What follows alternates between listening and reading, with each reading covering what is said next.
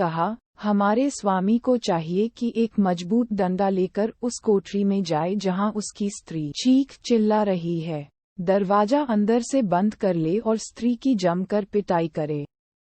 कुछ देर में स्त्री अपना हठ छोड़ देगी। मुर्गे की बात सुनकर व्यापारी ने उठकर एक मोटा डंडा लिया और उस कोठरी में गया जहां उसकी पत्नी चीख चिल्ला रही थी। दरवाजा अंदर से बंद करके व्यापारी ने स्त्री पर डंडे बरसाने शुरू कर दिए। कुछ देर चीख पुकार बढ़ाने पर भी जब स्त्री ने देखा कि डंडे पड़ते ही जा रहे हैं तो वह घबरा उठी। वह पति के पैरों पर गिरकर कहने लगी कि अब हाथ रोक ले, अब मैं कभी ऐसी जिद नहीं करूंगी। इस पर व्यापारी ने हाथ रोक लिया। ये कहानी सुनाकर मंत्री ने शहरजाद से कहा कि अगर तुमने अपना हठ न छोड़ा तो मैं तुम्हें ऐसा ही दंड दूंगा जैसा व्यापारी ने अपनी स्त्री को दिया था। शहरजाद ने कहा, आपकी बातें अपनी जगह ठीक हैं, किंतु मैं किसी भी प्रकार अपना मंतव्य बदलना नहीं चाहती।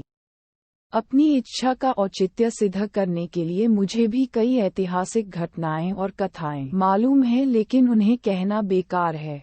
यदि आप मेरी कामना पूरी न करेंगे तो मैं आपसे पूछे बगैर स्वयं ही बादशाह की सेवा में पहुंच जाऊंगी। अब मंत्री विवश हो गया। उसे शहरजाद की बात माननी पड़ी। वह बादशाह के पास पहुंचा और अत्यंत शोक संतप्त स्वर में निवेदन करने लगा, मेरी पुत्री आपके साथ विवाह सूत्र में बांधना चाहती है। बादशाह को इस बात पर बड़ा आश्चर्य हुआ। उसने कहा, तुम सब कुछ जानते हो, फिर भी तुमने अपनी पुत्री के लिए ऐसा भयानक निर्णय क्यों लिया? मंत्री ने कहा, लड़की ने खुद ही मुझ पर इस बात के लिए जोर दिया है। उसकी खुशी इसी बात में है कि वह एक रात के लिए आपकी दुल्हन बने और सुबह मृत्यु के मुख में चली जाए।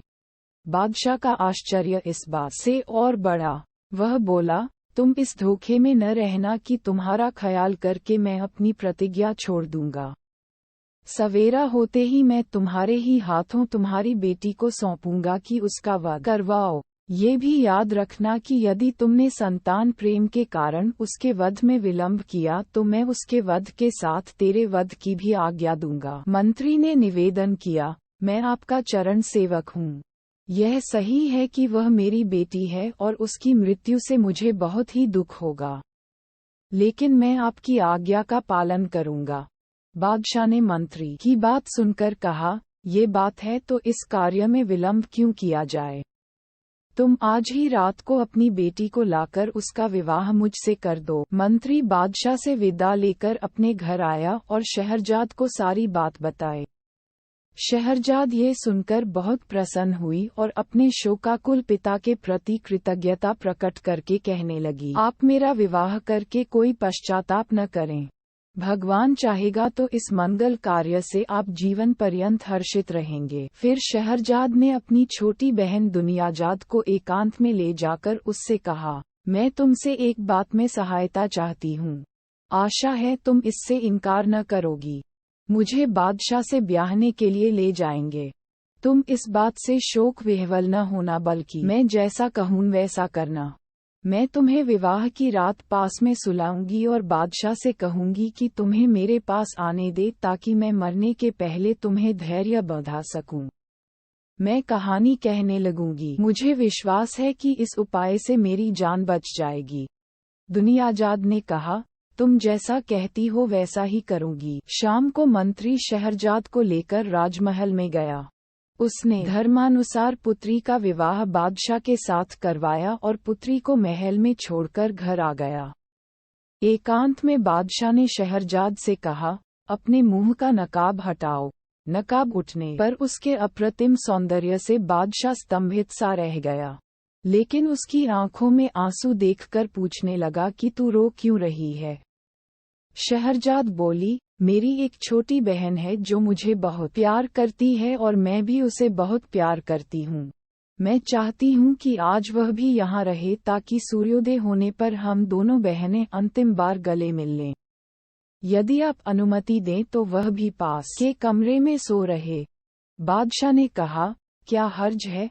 उसे बुलवा लो और पास के कमरे में क्यों, इसी कमरे में दूसरी तरफ सुला लो। चुनांचे दुनियाजाद को भी महल में बुला लिया गया।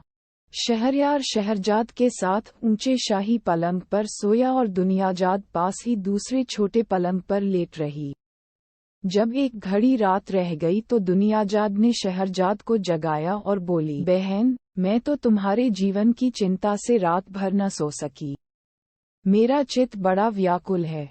तुम्हें बहुत नींद न आ रही हो और कोई अच्छी सी कहानी इस समय तुम्हें याद हो तो सुनाओ ताकि मेरा जी बहले। शहरजाद ने बादशाह से कहा कि यदि आपकी अनुमति हो तो मैं जीवन के अंतिम क्षणों में अपनी प्रिय बहन की इच्छा पूरी कर लूं।